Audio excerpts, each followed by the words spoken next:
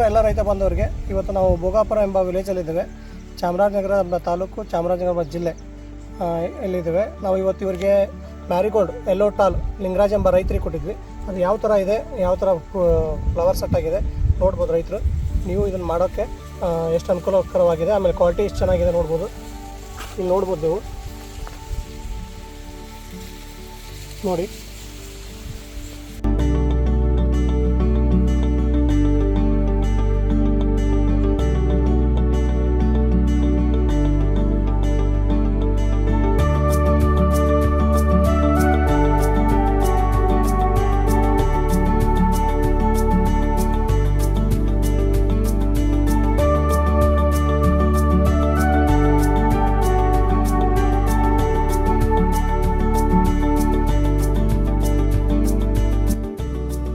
ಆಕೆಯ ಗಿಡಕ್ಕೆ yellow tall ಅಂತ ಮ್ಯಾರಿಗೋಲ್ಡು.